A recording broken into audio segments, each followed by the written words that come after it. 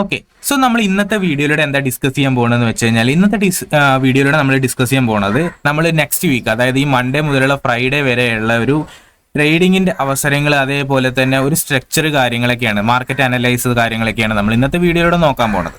So നമുക്ക് നേരെ വീഡിയോയിലോട്ട് പോയാലോ. അപ്പോൾ വീഡിയോയിലോട്ട് പോകുന്നതിന് മുമ്പ് തന്നെ നിങ്ങൾ വീഡിയോ മറക്കാതെ തന്നെ ലൈക്ക് അടിക്കുക, അതേപോലെ തന്നെ നിങ്ങളെ കമന്റ്സ് ഇടുക. പിന്നെ നിങ്ങൾക്ക് താല്പര്യം ഉണ്ടെന്നുണ്ടെങ്കിൽ വീഡിയോ ഈ ചാനൽ ഫോളോവും കൂടി ചെയ്യാം. ഓക്കെ, സബ്സ്ക്രൈബും കൂടി ചെയ്യാം.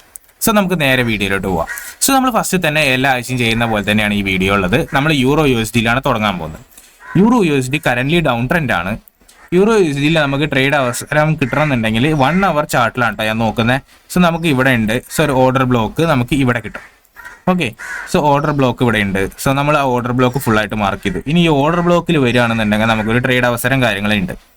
So euro USD current down trend ആണ്. നമുക്ക് യൂറോ USD തന്നെ കുറെ അവസരങ്ങൾ കഴിഞ്ഞ ആഴ്ച കിട്ടിയിട്ടുണ്ടായിരുന്നു. സോ ഞാൻ അതൊക്കെ ഗ്രൂപ്പിൽ വിട്ടിട്ടുണ്ടായിരുന്നു. ഓക്കെ, അതേപോലെ തന്നെയാണ് യൂറോ USDയും GBP USD ഏകദേശം സെയിം പേയേഴ്സ് ആണ്. GBP USDയും സെയിം പോലെ തന്നെയാണ്. നമുക്ക് നമ്മളെ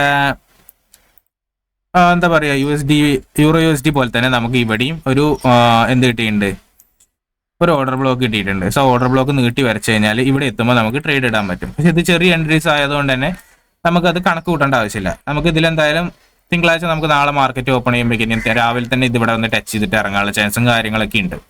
സോ GBP USDയും കറന്റ് ഡൗൺ ട്രെൻഡ് ആണ്. യൂറോ എങ്ങനെ പോകണോ അതേപോലെ തന്നെ ആയിരിക്കും GBPയും പോവുക.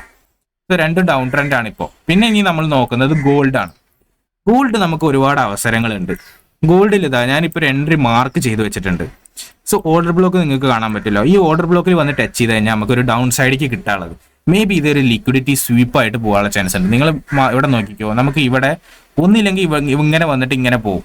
ഓക്കെ, ഇങ്ങനെ ഇറങ്ങാനുള്ള ചാൻസ് ഉണ്ട്. അല്ലാന്നുണ്ടെങ്കിൽ ഈ ലിക്വിഡിറ്റി എടുത്തിട്ട് മാർക്കറ്റ് അടിയിലോട്ട് എത്താനുള്ള ചാൻസും കാര്യങ്ങളും ഉണ്ട്. ഇങ്ങനെയാവുക ഈ രണ്ട് ചാൻസിലാണ്. ഒന്നില്ലെങ്കിൽ ലിക്വിഡിറ്റി സ്വീപ്പ് അല്ലെങ്കിൽ ലിക്വിഡിറ്റി റണ്ണ്. ഈ രണ്ട് രീതിയിലേ മാർക്കറ്റ് ചലിക്കുള്ളൂ. ഓക്കെ, അതേപോലെ തന്നെ നമ്മൾ അടുത്തതായിട്ട് നോക്കാൻ പോണതാണ് USD CAD നമുക്ക് ട്രേഡ് അവസരം കാര്യങ്ങളൊന്നും പറയാൻ മാത്രത്തിനൊന്നുമില്ല. എന്നാലും നമുക്ക് ചെറുതായിട്ട് വേണമെങ്കിൽ ഒന്ന് മാർക്ക് ചെയ്തിട്ട് വലിയ ഓർഡർ ബ്ലോക്കാണ്. ഓക്കെ, വലിയ ഓർഡർ ബ്ലോക്കാണ് ഇവിടെ വരുന്നത്. സോ നമുക്ക് വലിയ ഓർഡർ ബ്ലോക്ക് മാർക്ക് ചെയ്തിട്ട് വേണമെങ്കിൽ നോക്കാം. സോ ഇതാണ് ഒരു ഓർഡർ ബ്ലോക്ക് ആയിട്ട് വരുന്നത്. സോ ഇവിടെ നമുക്ക് എൻട്രി ഇട്ടാൽ തന്നെ എത്ര തന്നെ എൻട്രി കിട്ടുമെന്ന് നമുക്ക് അറിയില്ല. സോ അതുകൊണ്ട് ഇത് നമ്മൾ നോക്കേണ്ട ആവശ്യമില്ല. USD CAD ഇനി ഒരു മൊമെന്റ് ഉണ്ടാവണം. അപ് ട്രെൻഡ് ആണ്, കറന്റ് അപ് ട്രെൻഡ് ആണ്. സോ ഒരു മൊമെന്റ് ഉണ്ടാവണ വരെ നമുക്ക് എന്തായാലും ഇതിൽ ട്രേഡ് അവോയ്ഡ് ചെയ്യുന്നതാണ് നല്ലത്. അടുത്ത USD JPY കറന്റ് നമ്മളൊരു ട്രേഡ് ഇട്ടിട്ടുണ്ട്. നമുക്ക് ഇവിടെ നോക്കി കഴിഞ്ഞാൽ കാണാൻ പറ്റും.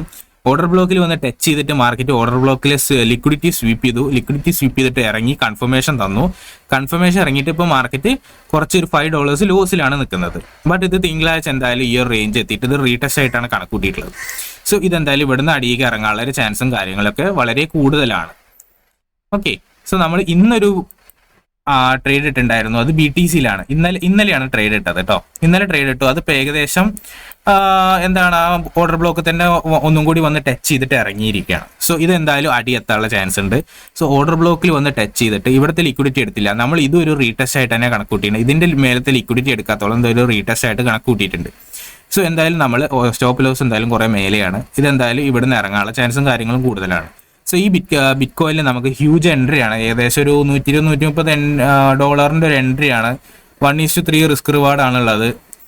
ഇതെന്തായാലും ഒരു കിടിലൻ എൻട്രി ആവാൻ ചാൻസ് ഉണ്ട്. ഇതിന്റെ വീഡിയോസും കാര്യങ്ങളൊക്കെ നമ്മൾ ഷോർട്സിലായിട്ട് അപ്ലോഡ് ചെയ്തിട്ടുണ്ടായിരുന്നു. അപ്പോൾ ഇതിന്റെ കുറച്ച് ഡീറ്റെയിൽസും കാര്യങ്ങളൊക്കെ നിങ്ങൾക്ക് അറിയണമെന്നുണ്ടെങ്കിൽ നിങ്ങൾ എന്തായാലും ഡിസ്കോഡിൽ വന്ന് ജോയിൻ ചെയ്താൽ മതി. ഓക്കെ, അടുത്തത് നമ്മൾ GBP JPY ആണ്. GBP JPY നിങ്ങൾക്ക് നോക്കിക്കഴിഞ്ഞാൽ കാണാൻ പറ്റും. GBP JPY നമുക്ക് എന്തായാലും അടിപൊളിയായിട്ട് ഒരു എൻട്രി ഒന്നും പറയാൻ മാത്രത്തിനില്ല. ബട്ട് ഞാൻ ഇവിടെ ഒരു ട്രെൻഡ് ലൈൻ വരച്ചു വെച്ചിട്ടുണ്ട്. സോ ഈ ട്രെൻഡ് ലൈൻ ബ്രേക്ക് ആയി, അത് ഫെയിലായി, മുകളിലോട്ട് പോയി, വീണ്ടും അവിടെ തട്ടിയിട്ട് ബ്രേക്ക് ആയി, എന്നിട്ട് മുകളിലോട്ട് പോയിക്കൊണ്ടിരിക്കുകയാണ്. സോ ഈ ട്രെൻഡ് ലൈൻ എന്ന് പറയുന്ന ഒരു കൺസോൾട്ടേഷൻ രീതിയിലാണ് ഇപ്പോൾ പോയിക്കൊണ്ടിരിക്കുന്നത്. സോ ഇവിടെ നമുക്ക് എൻട്രി ഒന്നുമില്ല. പിന്നെ AUD JPY നമുക്ക് എന്താ പറയുക, സെയിം പൊസിഷനാണ്. ഓർഡർ ബ്ലോക്കിൽ വന്ന് ടച്ച് ചെയ്തു, മാർക്കറ്റ് ഇറങ്ങി. ഇത് റീടെസ്റ്റ് ആയിട്ട് വേണമെങ്കിൽ കണക്ക് കൂട്ടാം. ഇവിടെയും വേണമെങ്കിൽ നമുക്കൊരു എൻട്രി പ്ലേസ് ചെയ്യാം. ഇങ്ങനെ ഇത് ഇവിടെ വരെ എത്തിയിട്ട് നമുക്ക് ഇതിന്റെ മേലെ വെച്ചിട്ട് ഡൗൺ സൈഡ് വരെ കൊടുക്കാം. ഇങ്ങനെയും വേണമെങ്കിൽ നമുക്ക് എൻട്രി പ്ലേസ് ചെയ്യാം. GBP JPY USD JPY അതേപോലെ തന്നെ AUD JPY ഒക്കെ ഒരു സെയിം കറൻസിയാണ്. ഒക്കെ ഡൗൺ ട്രെൻഡ് ആണ് കേട്ടോ. എല്ലാം സെയിം കറൻസിയാണ്, സെയിം രീതിയിലാണ് അതൊക്കെ ചലിക്കുന്നത്. അടുത്ത എതേറിയം ബിറ്റ്കോയിനെ പോലെ തന്നെയാണ്. ഇവിടെ നമ്മുടെ ഫെയർ വാല്യൂ ക്യാപ്പിൽ വന്ന് ടച്ച് ചെയ്തിട്ട് മാർക്കറ്റ് ഇറങ്ങി. എന്നിട്ട് എന്ത് ചെയ്തു, ഫെയർ വാല്യൂ ഗ്യാപ്പിൽ വന്ന് ടച്ച് ചെയ്തിട്ട് എന്ത് ചെയ്തു, ഇത് റീടെസ്റ്റ് പോലെ ചലിച്ചിട്ട് ഇവിടെ കൺസിഡർ ചെയ്തു. ഇനി എന്തായാലും ഇറങ്ങാനുള്ള ചാൻസ് കൂടുതലാണ്. സോ നമുക്ക് ഇവിടുന്ന് വേണമെങ്കിൽ ഒരു എൻട്രി പ്ലേസ് ചെയ്യാം. ഓക്കെ, എന്നിട്ട് സ്റ്റോപ്പ് ലോസ് വേണമെന്നുണ്ടെങ്കിൽ ഇതിന്റെ മേലെ വെക്കാം. ടാർഗറ്റ് ഈ ഒരു ലെവലിൽ കുറച്ച് ഇറക്കിയിട്ട് വെക്കാം. ഇങ്ങനെ വേണമെന്നുണ്ടെങ്കിൽ നമുക്ക് ഇങ്ങനെ ഒരു എൻട്രി പ്ലേസ് ചെയ്യാൻ പറ്റും ഇതിൽ. അടുത്തത് നമ്മൾ യൂറോ GBP ആണ്. യൂറോ GBPയും എന്താ പറയുക, നമുക്കിപ്പോൾ ഓപ്പർച്യൂണിറ്റി ഒന്നും ഇല്ല.